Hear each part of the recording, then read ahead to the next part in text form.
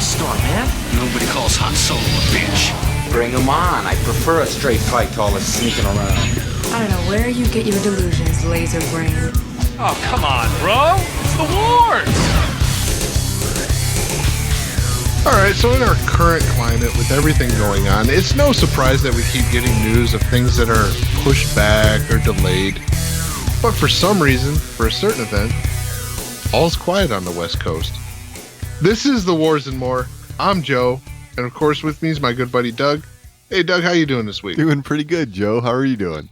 I'm not doing bad. I like your little reference there. Western front, West Coast. Yeah, I get it. Yeah. Hey, what can I say? There's a reason why I gravitate towards Star Wars. Yeah.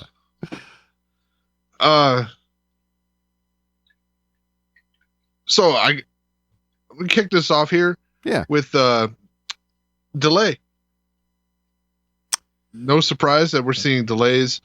The High Republic, the big publishing project that's been going on. Yep. It's all been pushed back. Yes. Due to breakdown in the supply chains and things like that.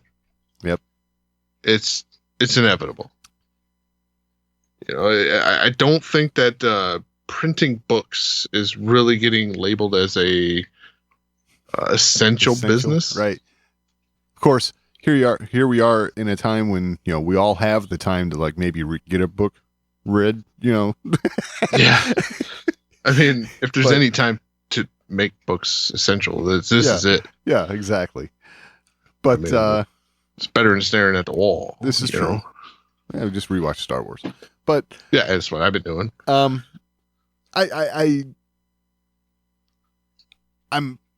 partially wondering,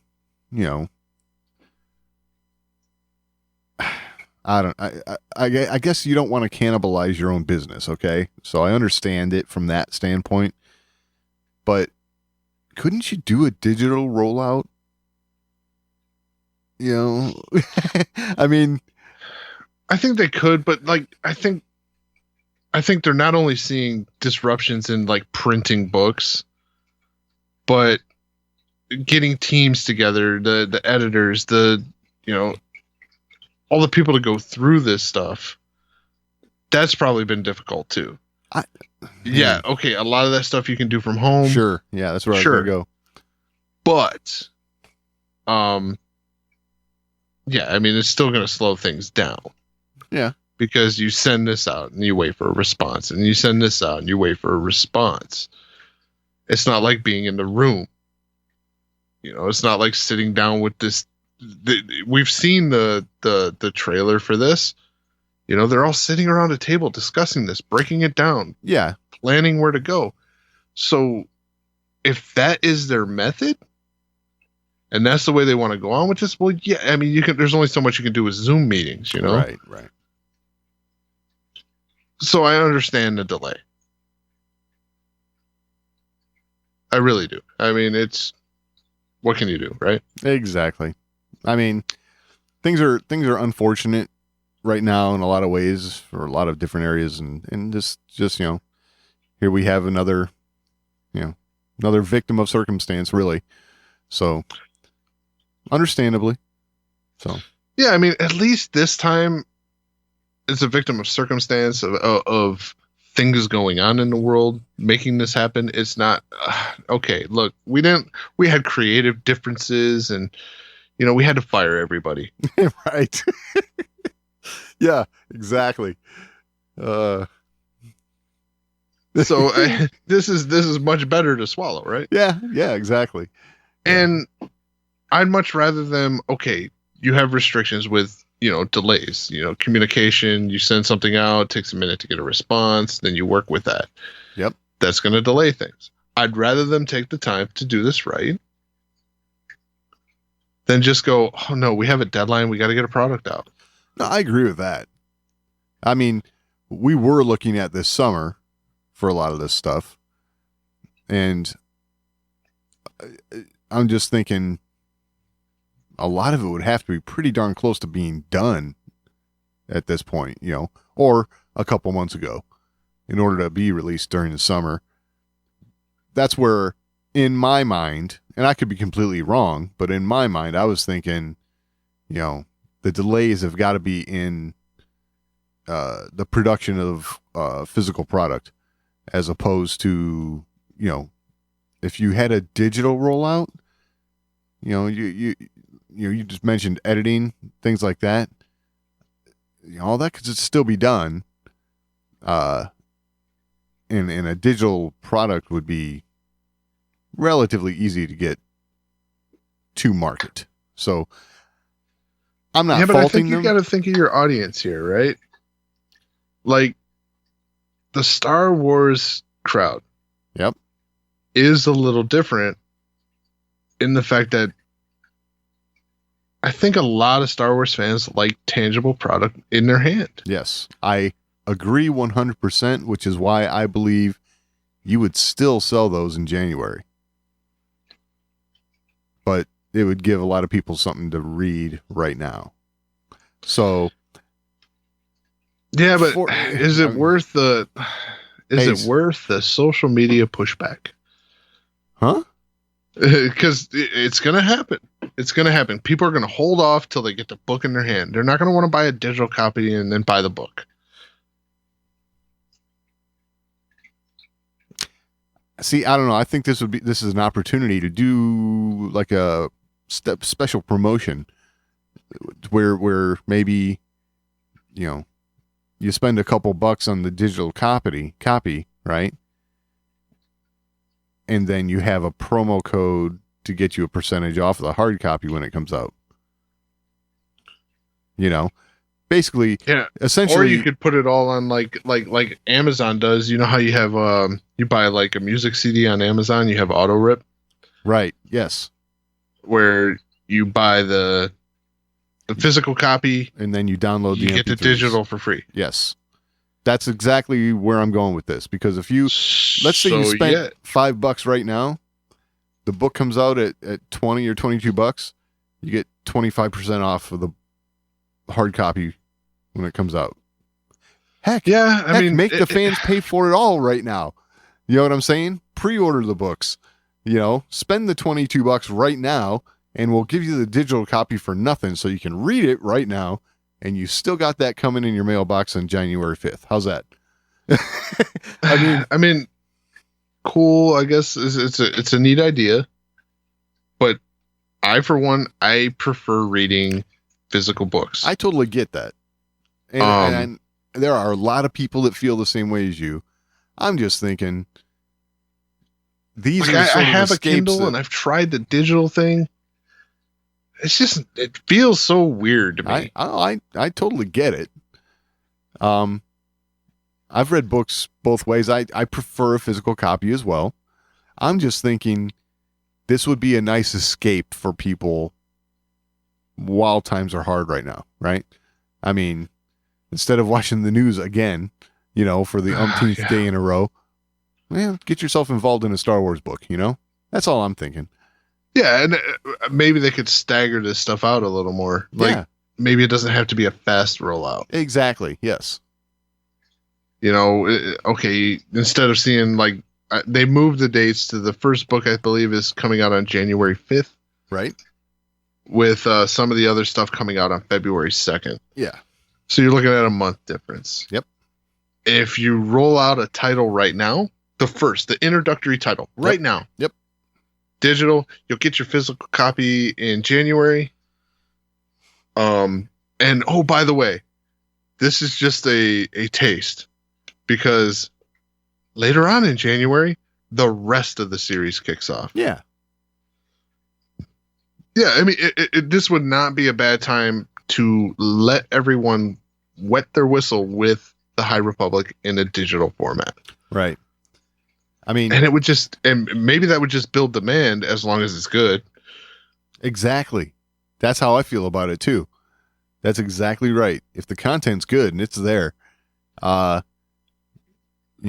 have no worries about selling the rest of the product as it comes out. That's, I mean, even now would be a great time for the comics, right? Like, The comics are going to be even easier to of a pill to swallow in that sense, where you get a digital copy now and then you get a physical copy later. Yes.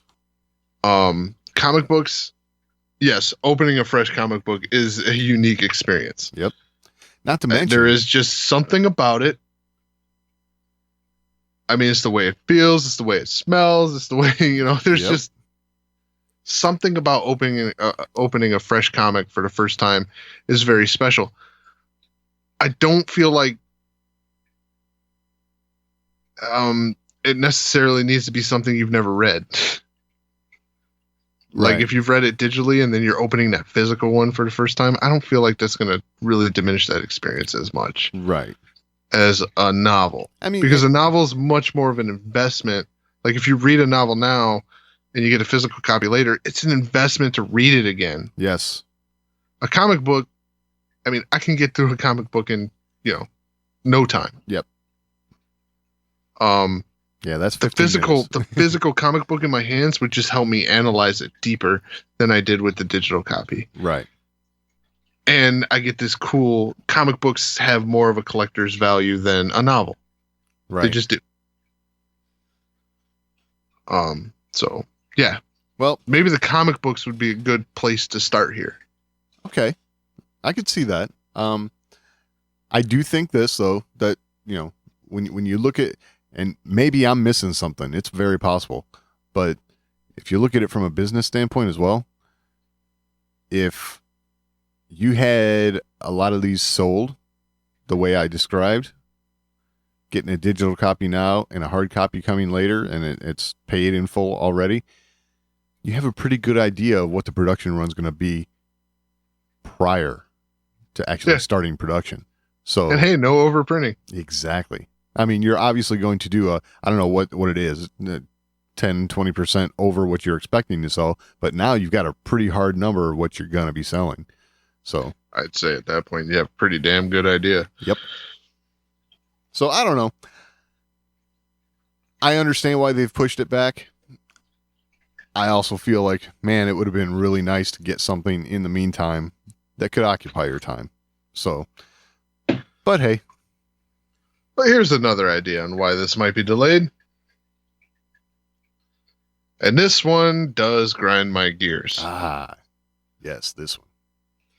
So, Star Wars Celebration. At the time of this recording, when we're recording right now, yes, we have still heard jack about the fate of Star Wars Celebration Anaheim. So, well, hey, let me pull up the website. Oh yeah, the countdown clock's still going on the front page of their website. So, counting down to when Celebration is. So, yeah. So from just looking at it on the surface, it's still a go. Absolutely. I'm going to call bull crap. Yes. You look at everything in the area, right? Everything in California, San Diego Comic-Con, and fresh off the presses here, Blizzard Entertainment hosts their big convention every year, BlizzCon. Right. BlizzCon in November has been canceled. November. The celebration is in August, 27th through 30th. Yeah, that's first. Yeah.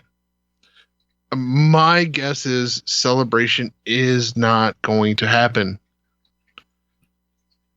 That's the way I feel. Maybe it does. Maybe they go against the grain here and they do it anyway. Man, I doubt it. I doubt it too, honestly. I don't see how they can. But maybe this High Republic delay is because they see that delay coming. Maybe, just maybe, Disney and Lucasfilm, in conjunction with ReedPop, are getting all their ducks in a row for all the announcements they were going to make at Celebration, all the reveals and all that. They're getting all their ducks in a row for all that stuff before they announce the fate of Celebration. Maybe. But man. Which I will say, if that's the case, shame on you. Yeah. I mean, people are sitting here right now, the people who haven't bought airfare but have their tickets and hotel booked, because, I mean, you book your hotel right away. Otherwise, you're staying in LA to go to Anaheim. Right. You know? Yes. But they're waiting to book their airfare. They need a decision here. Because airfare, well, the closer you get, the more expensive it gets. Sure. So you're looking at losing money there. The people who have already booked airfare are like, well, I'm 90 days out. I need to know if I can get my money back. Yeah. And then hotels are like, I what am I going to lose the closer this gets? So there's a lot of money on the line here for people other than the money you've taken in ticket sales. Yeah, there's a lot more to it, and you're talking about a lot of people who haven't been working, and if they can recoup some of this money, they can use it right now. So it's kind of playing dirty a little bit with people's emotions and finances. I mean, and it's not playing with the emotions and finances of anyone other than the fans. Exactly. Because I can tell you this, they are making arrangements for all the celebrity panelists that they had coming. Oh yeah. They are making arrangements for all the, the products and things like that. All the businesses that have a stake in this, they have information as to what's going on here. Right. Guaranteed. Because if they don't, I mean, Disney's about to lose a lot of licensing. Yeah. I mean, why would you want to continue to do business with someone who's going to wait till 90 days to say, oh yeah, you remember that big release? Right. Yeah, we're not going to do that. Yeah. So the people that are suffering here are the fans that come out to these celebrations time after time. A lot of these people are coming to their 7th celebration, right. Or more. And then not only that, you got the people that are coming to their first celebration. And those are the ones that I really feel for, to be honest. What's that going to do to, their taste for celebration after this? If you don't handle this right. Exactly. It's time to give people an answer. And that's all we're asking for. Not telling you which way to go. Have the event, don't have the event. Just let everyone know which way it's going to happen and stick to it. Yeah, and that's the thing. Like, an update would be great. Yes. Like, look, we really, really, really want this to happen, so we're putting everything off to try and make this happen. I guess with the countdown clock still on the front page of their website, you have to assume that it's on. But you look at, I know. At the same time, people are just filled with doubt because there is nothing else going on in the state. Hell, we don't even know Disneyland right down the street is going to even be able to open by then. Right. I mean, it's an update would be great. Like, hey, look, we really want to make this happen. We're looking at every avenue to make it happen and make it safe for everybody involved. So be patient. There you go. That's something. I mean, it's it's not perfect. It doesn't give you a hard answer, but it's something. It kind of like the last release that they put out. It sounded like maybe they're doing it, maybe they're not. Really, this is what you're gonna do? Right. I'm sorry. As a veteran of 2 celebrations, right? Yep. I had my issues with what they did at other celebrations with, information. Right. This one's the worst. Yeah. Yeah. And it's months out. Because you don't even know if the damn thing's going to happen. Exactly. So I take my, I didn't know how to queue for a panel properly. I take that as really light compared to what people are going through right now. Yeah. Yeah, for sure. Well, But yeah, I just, it's time to make a decision. And everybody who is listening to us and has tickets to go to Celebration, I feel for you. yes, absolutely. I feel for you. And I'm not going to lie. I'm kind of glad I don't have tickets to this one. Yeah. Yeah. It's, I mean, it was almost a thing. I almost did it. it's a bittersweet thing, right? I mean, you always want to go if you have the opportunity and you can, but, you know, Yeah. the Yeah, fact having that been to two, oh man, I want to go. the fact that it didn't work out this year, kind of feel like you got lucky, huh? Yeah, I'm feeling lucky. I'm feeling lucky. I mean, like I said, I feel for everybody because, and the other thing is, it's such a great experience. It really is. But everyone who hasn't experienced that before and is looking forward to their first celebration, this has not been a good experience so far. Right. And they're just in the dark. It's not like they are having a soured experience because, you know, the situation in the country right now, in the world right now, really, Yeah. is making things difficult. Yes, that's true. The situation is making things difficult, and people have understanding for that. But when the organizers are not relaying information to the people that are, you know, invested in this, that makes it even worse. Yeah. You take that level of uncertainty and you turn it up to 11. Absolutely. So, and then, like I said, not only that, but you got the financial aspect. People can't afford right now to have their dollars tied up in something they don't know what the hell's going to happen with. Exactly. So they need to be able to make a reasonable financial decision with real information. If this is going to happen and they're going to have an opportunity for people to sell their tickets, they need that chance. Right. Yeah. Because they're going to need more time for that because, you know, for a lot of people, that's going to be a hard sell, you know? Yeah. Hey, you want to get in, you know, how many, you know, 10,000 Star Wars fans all hanging out? What? You know, I mean, under normal circumstances, yeah, of course. But right now, man, I don't know. Yeah. You know? And not only that, but if you decide to go through with this, there are going to be plenty of people that don't feel safe with going to a convention right now. Yeah. But they've made this non-refundable investment. Right. Last Celebration, they had an opportunity for fans to sell their tickets via their service. So the fans that don't feel safe with going to a large gathering, they need an opportunity to offload their tickets. Yes. I'm sorry. It's I'm not sorry. They need that opportunity. Yeah, for sure.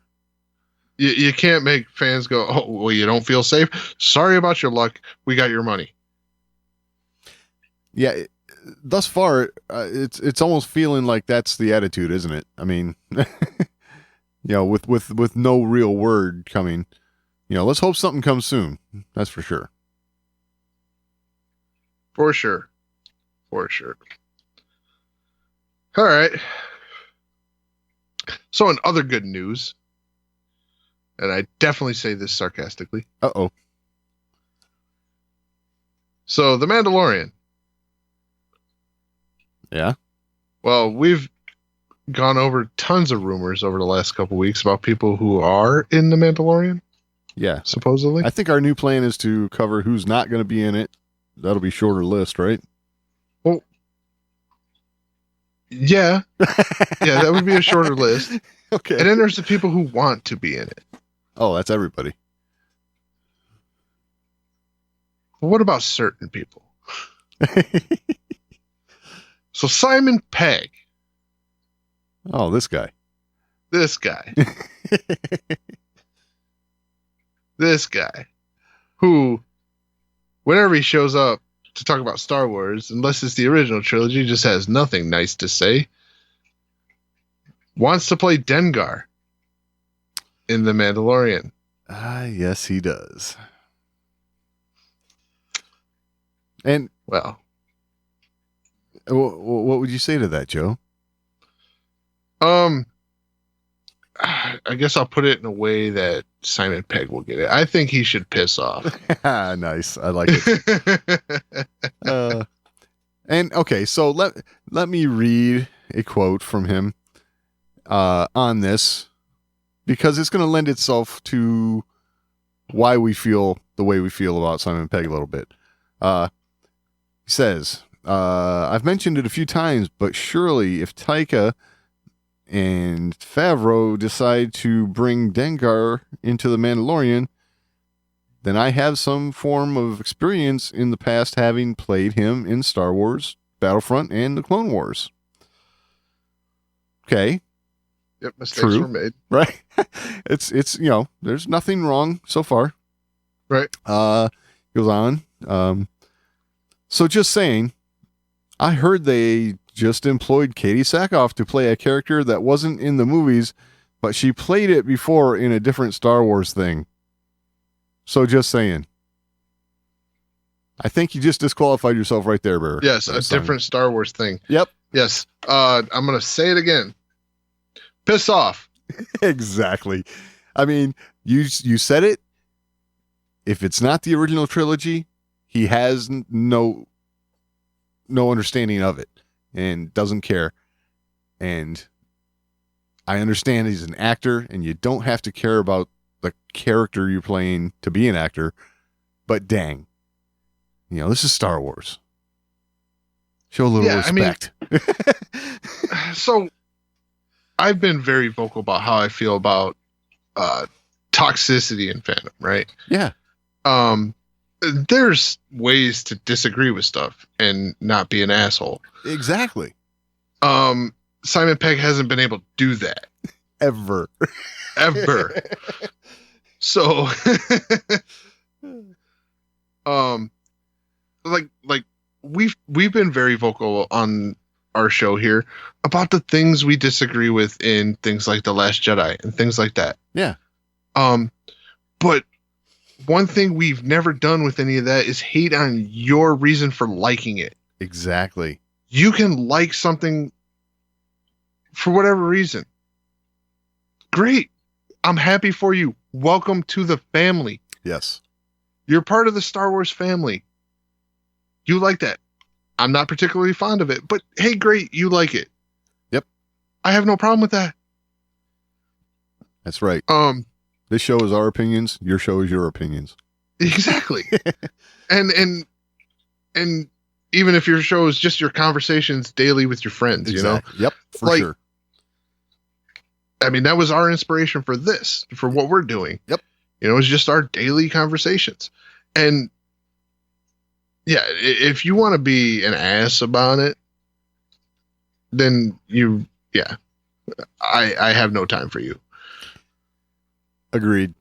I just don't. Like, if you want to start name calling and things like that and just dismissing everything out of hand, like, I'm open to discussion on why you like something.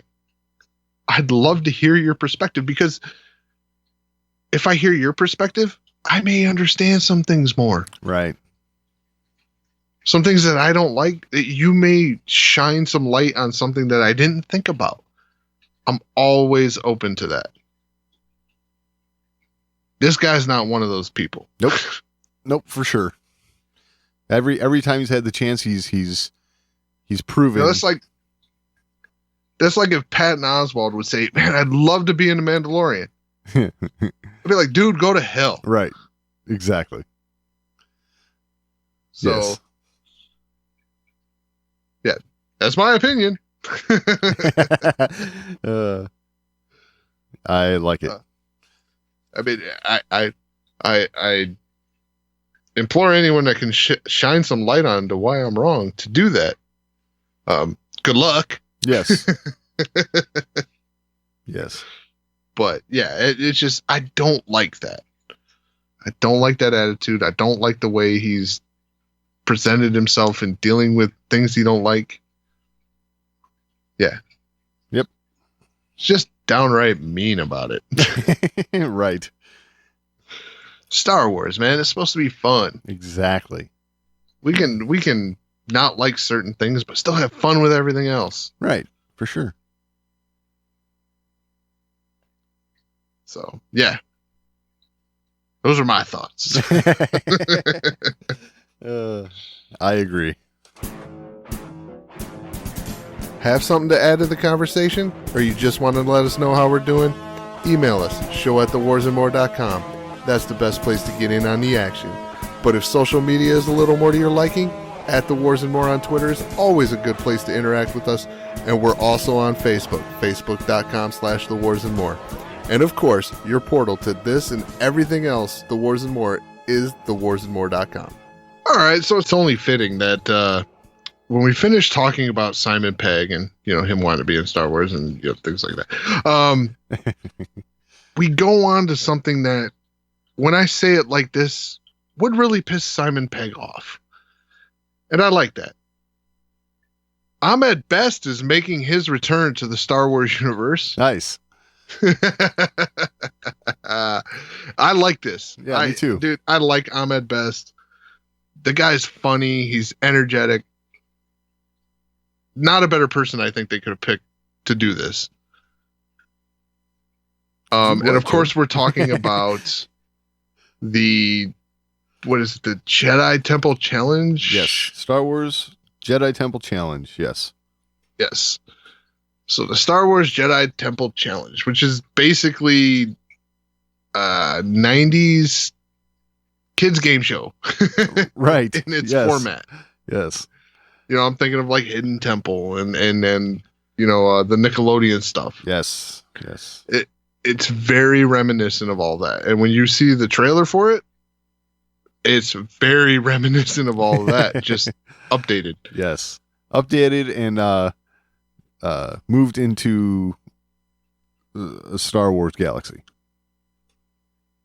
Yes, it looks really cool. It certainly does. It looks really cool. It looks like something I would have really enjoyed watching as a kid. Yeah, for sure. I'm going to check it out, but I'm grown up now, Exactly. This is the sort of thing that, I can see 10-year-olds. This is a game show out. that as a kid, I'd have been all in on. Absolutely. I'm kind of jealous of kids today. Yeah, exactly. That's where I'm at. They got cooler lightsabers and Star Wars game shows. Exactly. So we had these tubes with flashlights attached. That's exactly what we had. And when your lightsaber tube broke, your dad got a new flashlight. This is how it worked. And let's put emphasis on when it broke. Yes. Usually over a cousin. Yes. Or a sibling. Right. That's how it always worked. Yes. But yeah, it's a cool looking show. The sets are awesome. They're just awesome. I don't know how else to put that. It looks like they're going to have to go through some trials, right? This is about becoming a Jedi. Yeah. Yep. And they haven't explained how it works in the trailer, but there's apparently something that's you're gonna be tempted by the dark side. So I'll be curious to see how that works and plays into it. It looks like you got to work together with a teammate and get through some of these challenges, and then someone gets crowned a winner. But looks interesting. What's the line that he was using, that when he was saying it, I was like, wow, that sounds cool, because he says by the right of the council and the will of the force. Oh yeah. I was like, whoa, this sounds official. Yes. Yes, it does. I like that. So yeah, it looks cool. I'm a little surprised at where it's being released. Yeah. This kind of took me back. I was like, whoa, I kind of expected this to be a Disney Plus thing. Right. But it's not. It's probably a good thing. right? Just being more available. Yeah. Yeah. True. You know, I mean, much more people have access to YouTube and StarWarsKids.com than Disney Plus. Right. Period. This is true. There's just more people on this planet than there are subscribers, right? Yeah, for sure. So it's a cool way to do it, but it will be available on was it StarWarsKids.com? Yep, StarWarsKids.com. And YouTube, the YouTube channel Star Wars Kids. Yep. And it's June 4th? 3rd. June 3rd. Close, yes. You'd have been a day late. I mean, that's probably when everybody's going to watch it anyway. True. It's always the day after when everybody's like, "Oh yeah, this came out." That's right. But So yeah, I'm just a visionary. Like, it looks good. yeah, it looks cool. It looks great. It looks fun. I'm definitely going to check it out. Yeah, for sure. Mainly to see Ahmed Best back. Yes, I like that. yes. He seems to be very enthusiastic about his part that he's playing in this too. So, kind of gets me excited for it. So, Yeah, in the Star Wars show interview, he got to talking about his character, his cameo.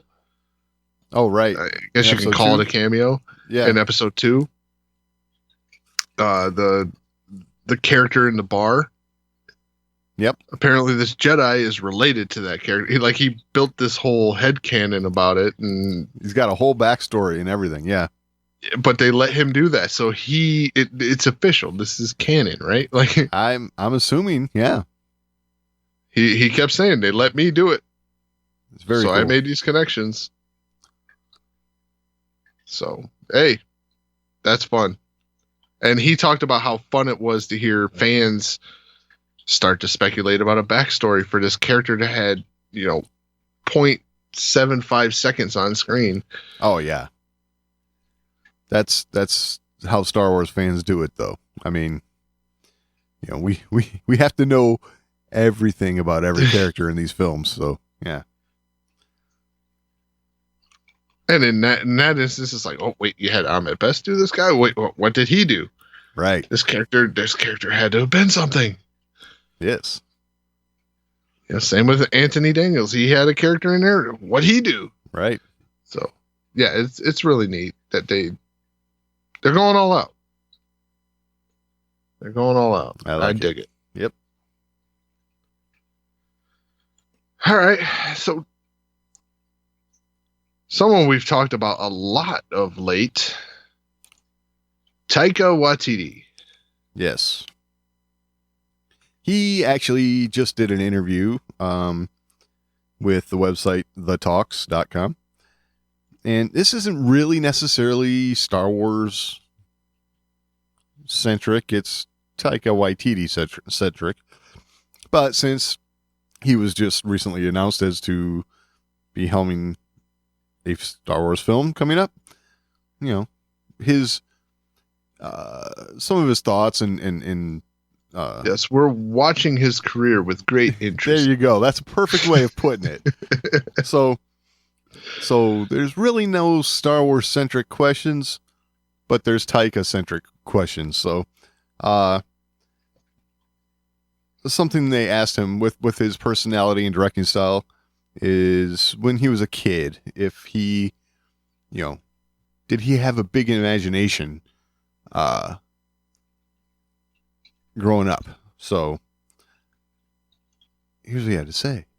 I did often spend a lot of time sort of in my own head by myself and using my imagination to kind of maybe sometimes to cope, but also just to entertain myself. So I like how he puts that, how he entertained himself with his own imagination. And he actually, even in this article, I was able to clip portions in audio. Not all of it's in audio, so some of it is in print. So I encourage you to go read the whole thing. But he goes on and says, kids aren't allowed to be bored anymore. And it's those times of boredom where a lot of creativity is sparked. So, something he taps into in his directing style is that boredom, allowing your head to just go nuts and come up with stuff, you know? Yeah, I can relate because my childhood was filled with that, right? Right. Like just to pass the time, I did my imagination.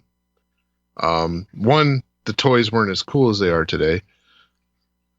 So in order to make the toys cool, you had to come up with stuff. Yep, that was on you. Yeah. It was on you, man. It was on your imagination to make them come to life.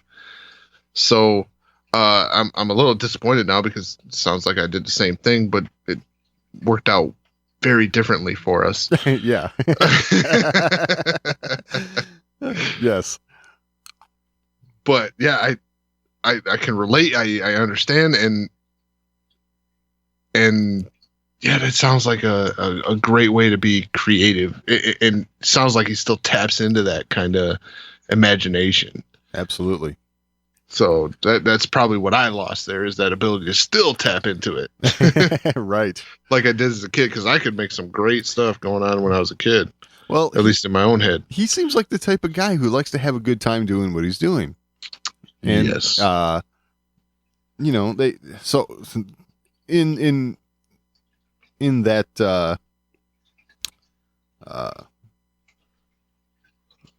train of thought, that way of thinking, the next questions they ask him are something like, is it hard for him to keep coming up with new ideas?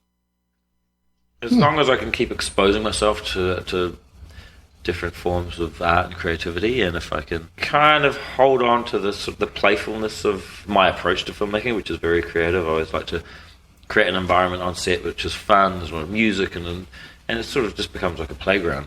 Then at least there's, that spark is still there. Luckily, I've been able to get away with it for this long. I like how he says that. He's gotten away with it. So with the movies he's worked on, I think it's clear that he likes to have a good time when he's doing these things. Yes. And the Disney Gallery, The Mandalorian, showed a little bit of that. Absolutely. Showed him on set. I mean, even when he first showed up, it was all play. Yes. He's talking about, he's like, I wish I never would have gotten involved with this project. I'm right. Embarrassed. Yes. Yeah, exactly. and then ha ha ha ha ha. Yes. So you see the kind of person he is, and like you said right there, it's like a playground. Yep. I feel like that would spark not only creativity for himself, but for the people he's working with. Exactly. Everyone that he surrounds himself with, they're going to get that vibe off of him. And that's going to be pretty valuable, I think, in Star Wars. The creative imagination, the playfulness, the having a good time. I think those are all key aspects of, what the reason why we all love Star Wars in the first place. Well, I mean, you listen to a Dave Filoni, Taika, all the people that have been involved in Star Wars, they talk about, Star Wars being an influence. They think back to the days where they were sitting there with their action figures and they're making up stories with their friends and playing Star Wars. Yep. The people that are doing it right now are the people that never lost that ability to sit down and play Star Wars. Exactly. We all did it. Yep. We all just lost that childhood creativity, right? Like it's not with us anymore. We all made Star Wars movies on our living room floor, right? Yeah. It's what it boils down to. The people that are involved right now, they never lost that. Exactly. They're still doing it. And I love that. Yep. they all say, "Look, I'm just playing Star Wars. They gave me people to use as action figures now." Exactly. Yeah, that's beautiful. and I'm just playing Star Wars. I love that. And Taika sounds like he's that kind of director that is he's out there playing Star Wars, but he's getting everybody else involved. Like everybody's like, "Oh yes, let's do this," and yeah, it sounds like fun. Yeah, for sure. Sounds like the right guy to do Star Wars. Yep. They actually had one more thing to say to him that also this is kind of classic stuff when you think about what he says. This reminds me of George Lucas going out there and just getting footage, right? Just get, we got these scenes. Let's do the scenes. Let's get the footage. Let's get it back in the editing bay, because that's where he's going to make the movie, basically. And this kind of reminds me of that to a degree. In the one part that he has to say here, but they said to him, your style has been said to be loose. Hold on, let me get this closer. Loose, energetic, and insatiably curious. So, here is his response. I think that you often come up with things on the day that you never thought of before. If you just keep yourself open to this idea that no idea is final, that there's always something to be discovered, and it might not necessarily be better. In fact, 70% of the time that you sort of like explore or experiment with something, it might become a terrible idea. But at least if you keep trying and searching, sometimes you're lucky enough to just sort of discover something that just elevates the film a lot more. So I like this idea that no idea is final, because what that indicates to me is, I mentioned it reminds me of George getting out there, getting all the shots, getting them back into the editing bay, and that's kind of where he's making his movie. It's kind of like no idea is final. Is you go out there, you get your stuff, and if it works best this way, cool. But if you can tweak it and things, work better this other way, you figure it out later on, then you just go with it. So it's kind of like letting all the pieces fall into place where they fit, as opposed to forcing them in where they don't. You know what I'm saying? It's the way I'm hearing it. Yeah. Yeah. I just think, that lines right up with, everything we've always heard about George, and the way he operated. You go out there, you get all the takes that you need to get, and you get all the scenes shot, and you obviously go out there and you set up for that, and you get it done and do it right. But you're out there creating your puzzle pieces. Then once you get all your puzzle pieces back into the editing bay and put them on the board and put them together, that's when you figure out how this piece best fits the next piece, kind of thing. So, that's my takeaway from that one. I like it because it reminded me of those stories of George of long ago, So I like this guy. I think he's going to do really well playing in this Star Wars sandbox, and I look forward to seeing what he does. Well, he already has. Yes. He already has, and I just look forward to more. Yes.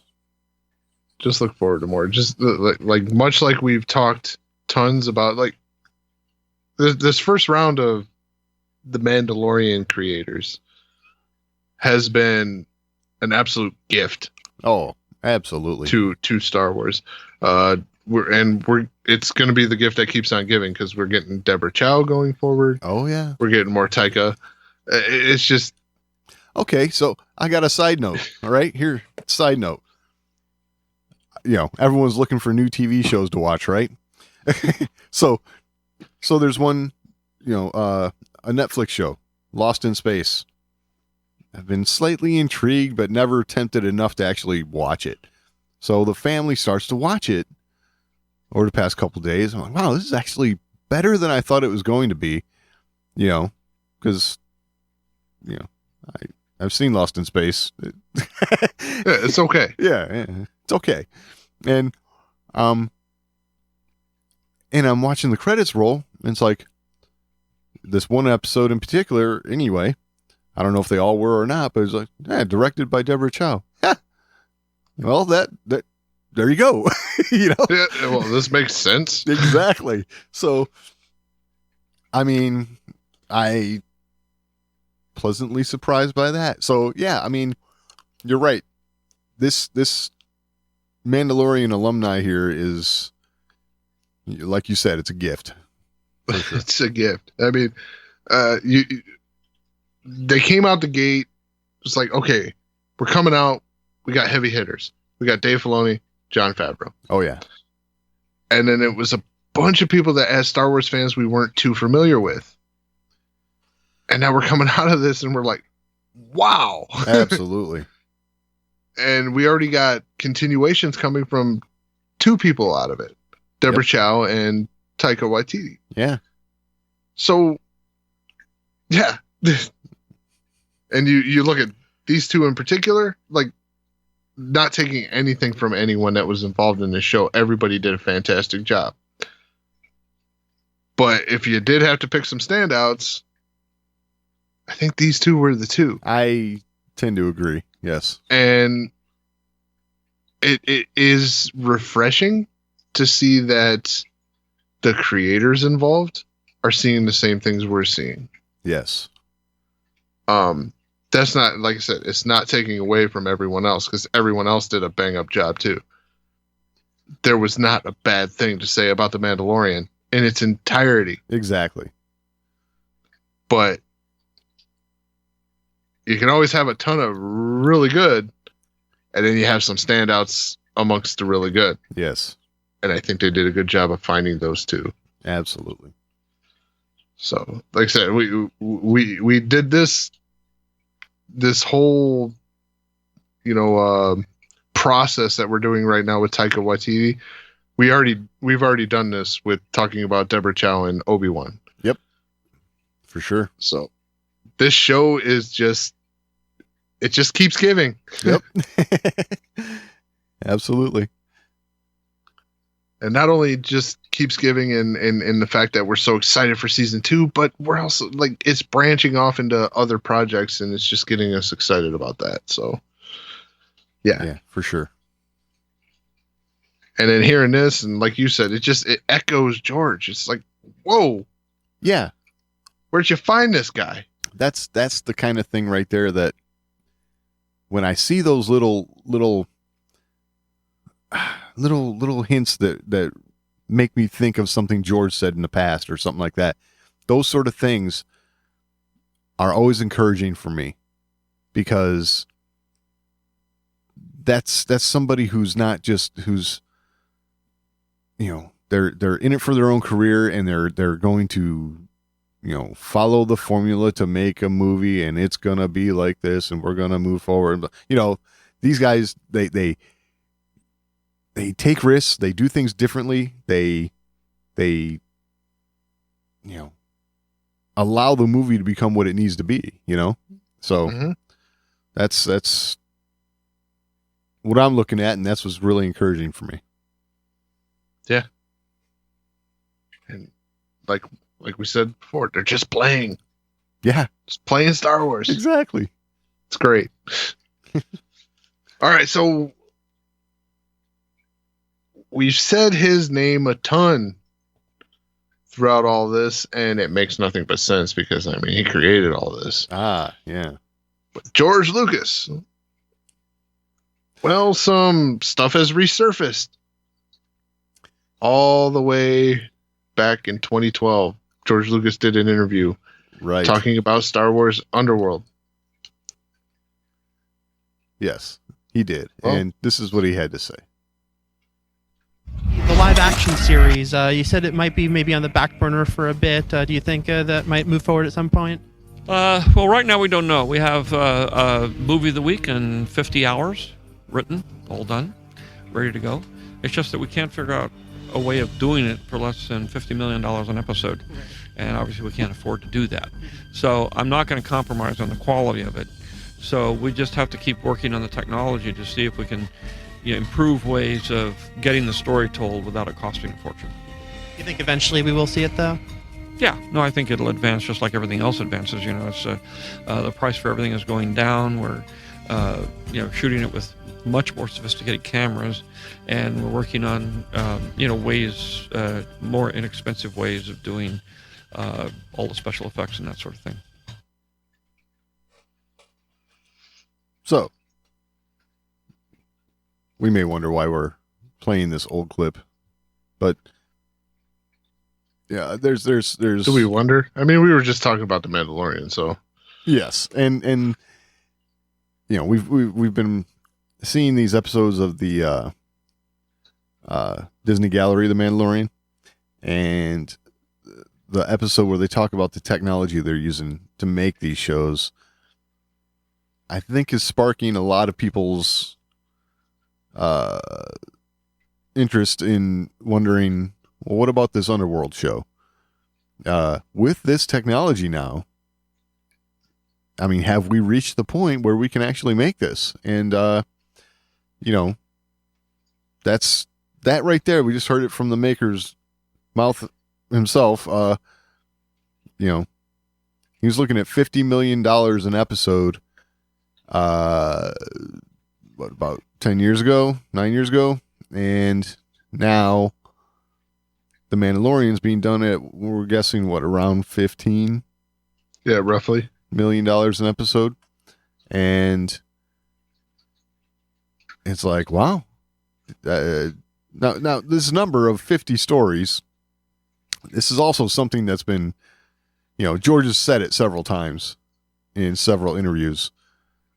And I've heard some reactions to that being, maybe not 50 or whatever, but I think we also did get some confirmation on that. We also had the Collider did an interview with Ronald D. Moore, and this guy's no slouch, creator of Battlestar Galactica, and was brought on to write for the Star Wars Underworld project. And I guess we'll play that one now. Nobody has 48 scripts written before you're going to start producing something. It's crazy. Yeah, it's kind of nuts. It was an extraordinary sort of, undertaking for someone to do. I don't know anyone else that would really take that on.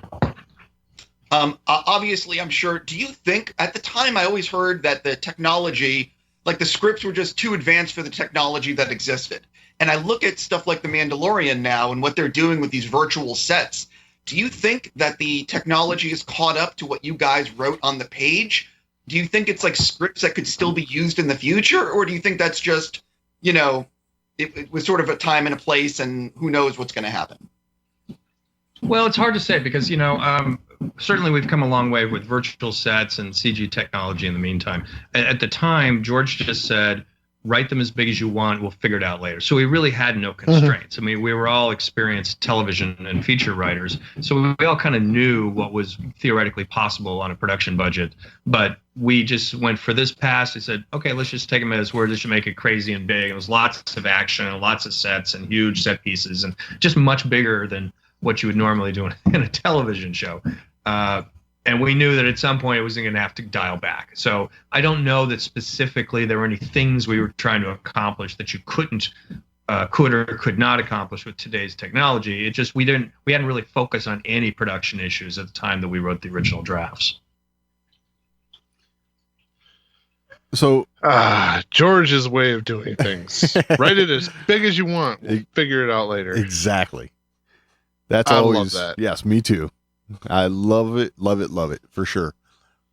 And I like the just let's just isolate some things in there. Like just write it, and we'll figure it out later. Now let's announce it, and then we'll write it later. Like that. Oh a yeah, whole different thing. Absolutely. Yes.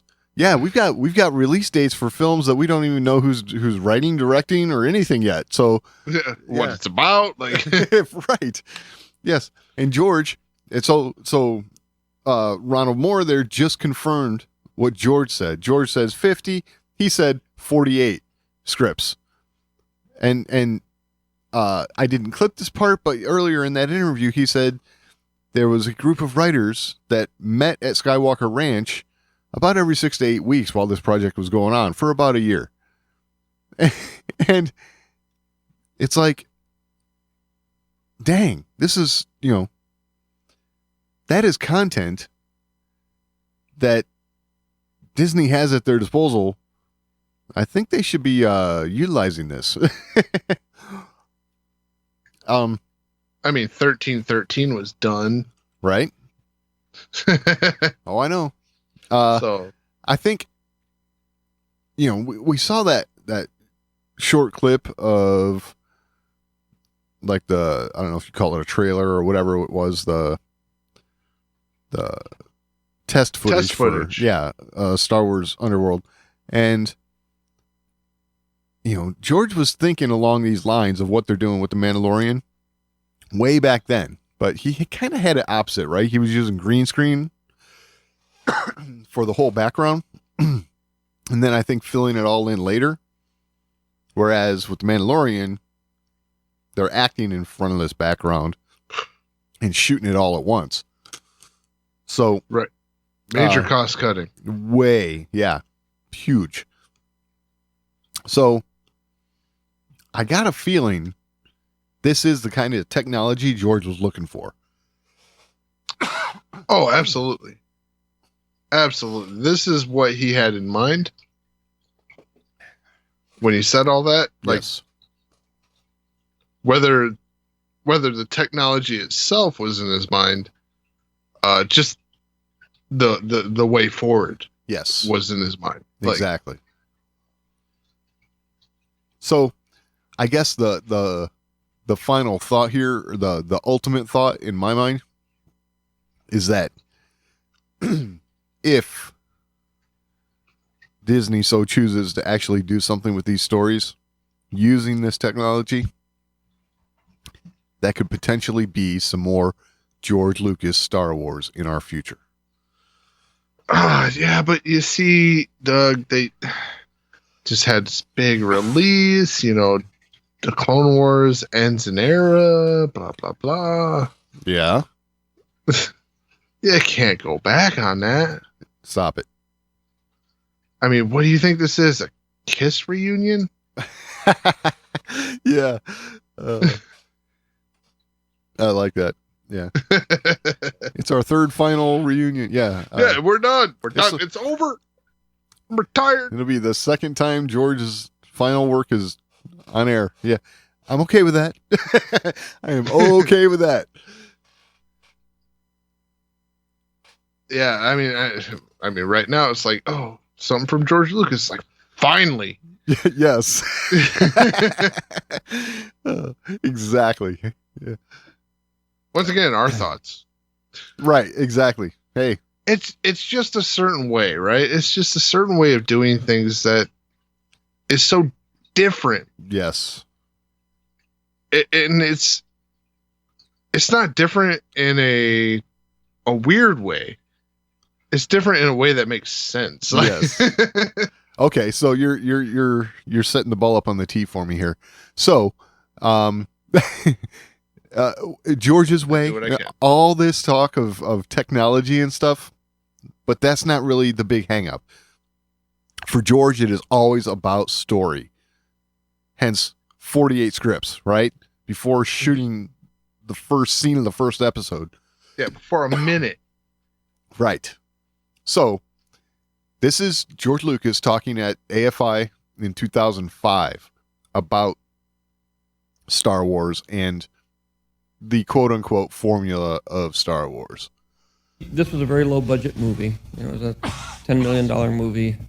It was, I was reaching for the stars, and you had about so much money to get to Cleveland. And so there was a lot of challenges involved. Obviously we had no idea it was going to be successful. Everything I did in terms of trying to get the other three done and making the deal and all that kind of stuff, everybody thinks I'm real smart, and I really wasn't. I was just simply trying to make sure that I was able to make all three films, and that I wasn't, going to have somebody controlling what happened here.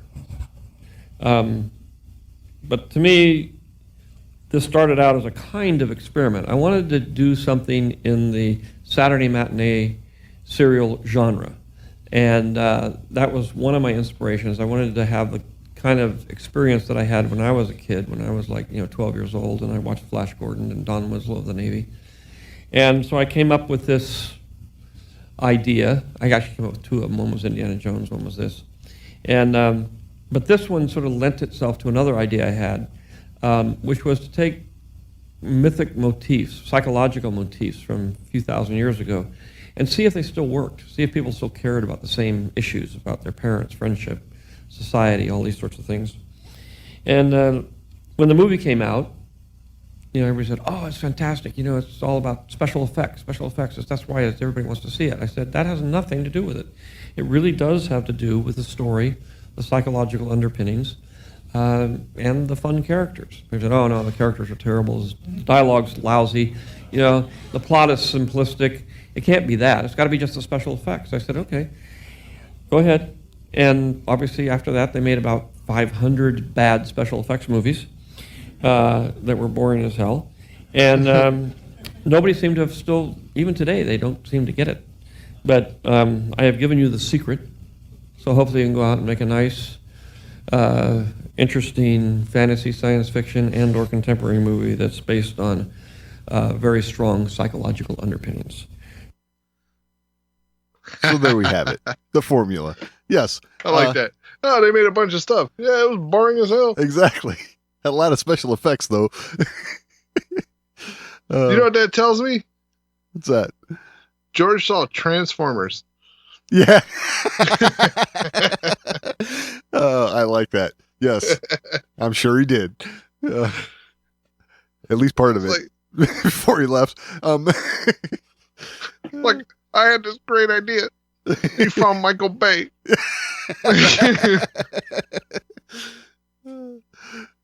So, I mean, that says it all as far as I'm concerned. That right there tells you, he is all about the stories. He's telling stories from thousands of years ago, and it's true. I mean, the names may have changed to protect the innocent, whatever, but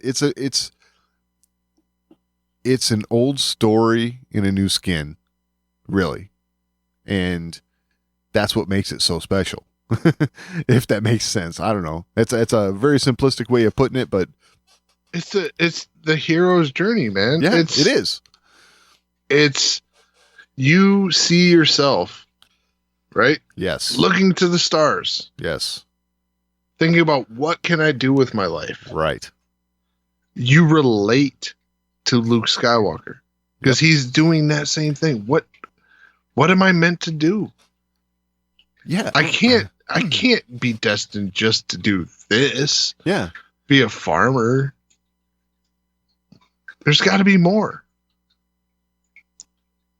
So that's what he went for.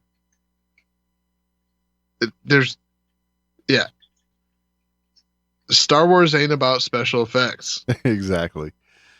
If it was, we wouldn't be talking about it 40 years later. What's killer about Star Wars is it has led the way in special effects as far as movie making goes, but that's always been secondary. It's always been story first. Yeah, and that's to the mainstream, it's about the special effects. Exactly. To the base, those have, stuck on for 40 years plus. It's about the story. Yep. It's all about the story.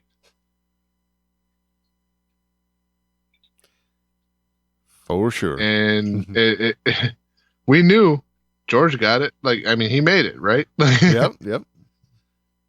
So every time we find someone that gets it, we latch onto that. Oh, for sure. Yep. Dave Filoni, anyone? Right. Exactly. But I don't know. It's okay. I was going with something. I had a thought, and it just left me.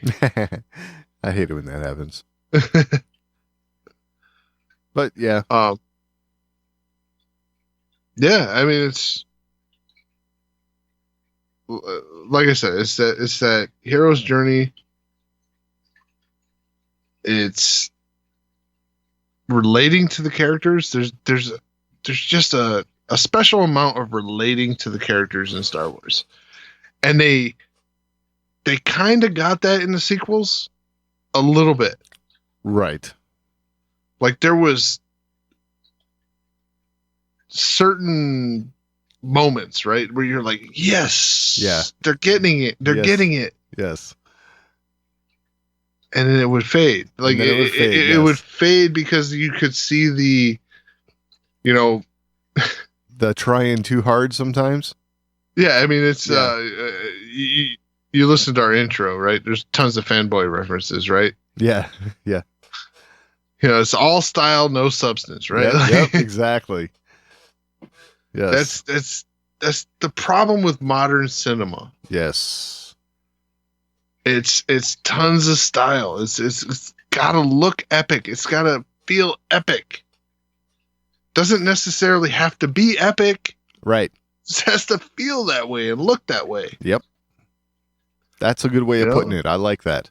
I mean, I'm looking at you, Marvel. Yes. I mean, Marvel has tons of great stuff. Don't get me wrong. There's tons of great stories in there.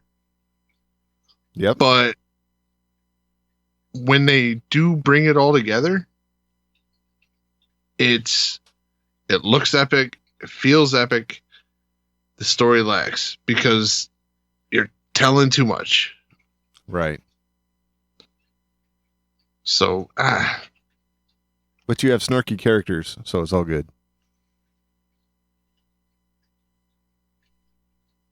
Yeah. Exactly.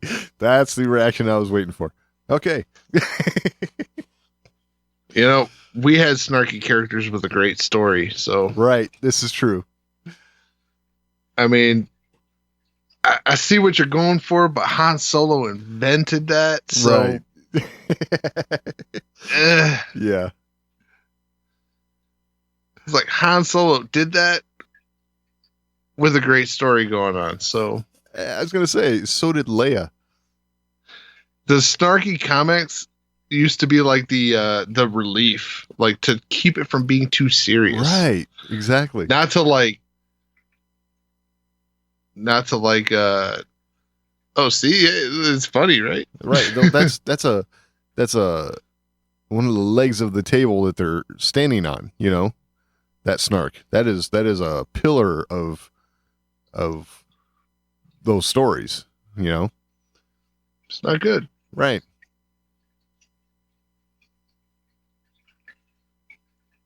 Yeah, Han Solo is a character that became great because of what he did later. Right. His evolution. Yes. The snark was comedic relief to get you there. Yeah.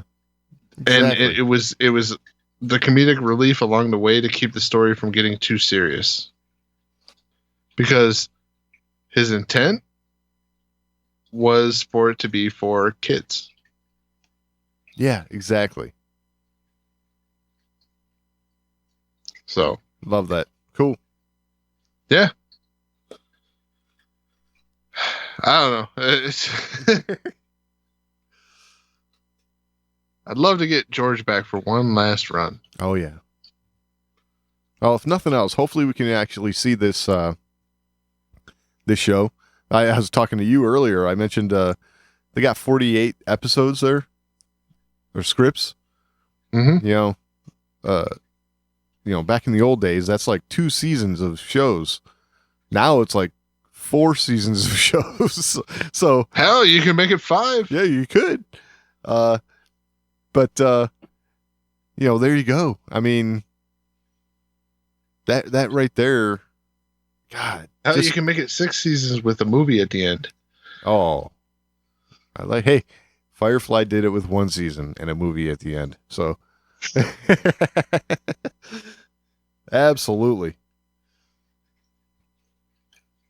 Yeah, I don't know. It's something I'd love to see them dust off and you know, at least give it a go. Yeah. Absolutely. You know, if it don't work, it don't work. Things might have to be better to work. Adjusted, right? I mean, story-wise, just a little here and there, probably. I'm guessing for canonicity or things like that. But, you know, we're talking about a story that takes place between episodes 3 and 4. Who wouldn't want to see that? I mean, hell, you could even bring in Simon Pegg to do Dengar, and man, come on. Okay, if it was all contingent on that, okay, fine, bring him on. But you know, that's why I said right. Oh, that's too funny.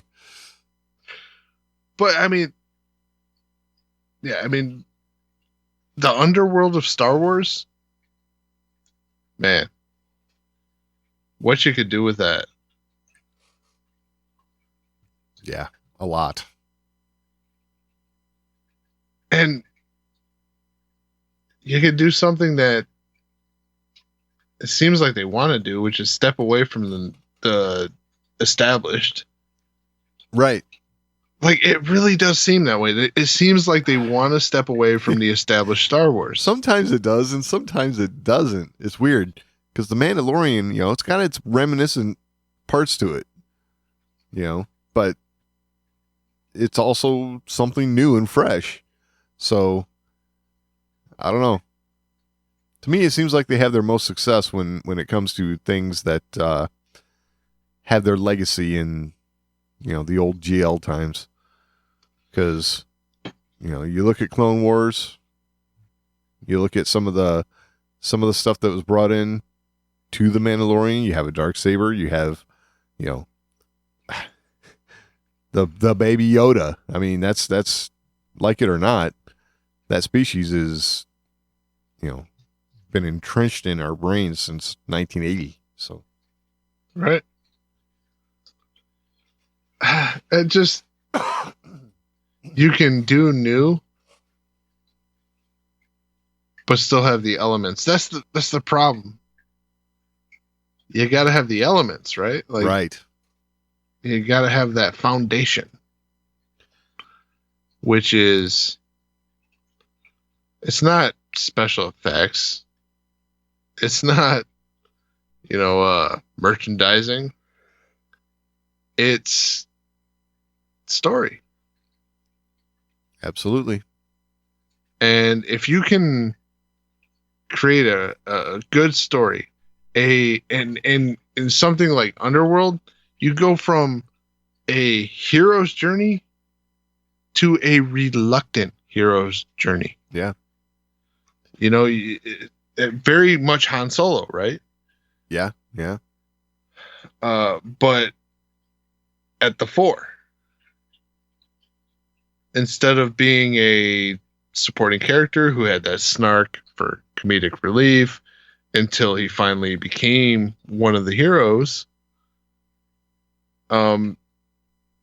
they're your forefront. You know, they're the reluctant hero. They don't want to get involved. They want to keep business as usual, want to make money, right? But get pulled into a hero-like role. Doesn't even have to be to save the galaxy. Right. It could be to save a family member, a friend. Sure. That's the sort of thing right there that a lot of, that works perfectly into episodic television because that sort of thing, it's not the grand epic scale, saving the galaxy type thing that, Han and Luke did. But these victories can be won on smaller scales, and they all contribute to, what happened in, Well, not to drag this out too much because we got to get out of here. Okay. Yeah. But look at the Clone Wars, right? Yep. You have this big galactic battle, right? And the Clone Wars is centered on that. It's its foundation. Yes. But the Clone Wars was so personable along the way. Yeah. It's this big galactic conflict. Greater things involved, and you knew about it, but every single battle along the way was personable. It was down to the person. Yes.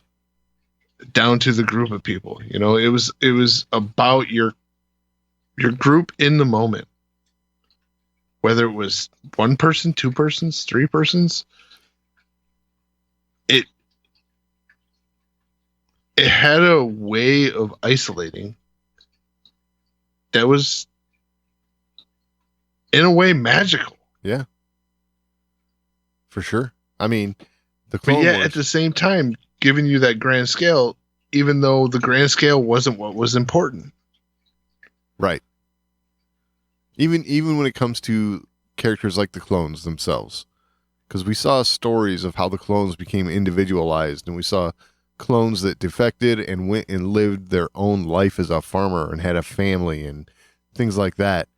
Those are some of the other small victories that all contribute to this complex galaxy of storytelling that we love, so it's all part of it. We want it all. So yeah, give it all to us. We'll consume it. Yeah, we want macro, we want micro. That's right. We want it all. Yep. The macro, you can save for the big screen. The micro, episodic television. Perfect. Love it. Yeah, it just, I don't know. Like I said, the Clone Wars, the numbers speak for themselves. Just saying, people. Yeah, for sure. Number one streamed. Yep. Yeah, those numbers speak. And I hope they're listening. So do I, because I think these opinions are they hold true for most fans, I would say. So yeah, you don't have to present everything as it is the galactic conflict. Right. You can present it as this is the current conflict amongst this group of characters. Yeah, sure, it's part of the galactic conflict, but that's not what's important right now. What's important is our characters right here, right now. Right. So, yeah. That was the George formula. Yeah. Absolutely. I mean, look at episode, 4, 5, and 6. Along the way in that, how many times did you get reminded that it was a galactic fight? You got reminded along the way. Yeah. But for the most part, the fight felt small. Yes. Yeah, for sure. sure. But those small fights were, contributing to the galactic fight. Yes. And then you get to the end. Okay, bam, big. This is the whole fight. Yeah, that was the crescendo right there. Yeah, totally. Exactly. You got to build to it. You can't just go with it. Yeah. So, yeah. All right. Well, a lot of things said tonight. Yes. But if you have anything to add, you can always email us, show@thewarsandmore.com. It's the best way to get a hold of us. We're also on social media. We're at The Wars and More on Twitter, facebook.com/thewarsandmore. You can find all that and all the ways to find the show over at thewarsandmore.com. Any final thoughts this week, Doug? No, I think that about covers it. All right. We'll talk next week.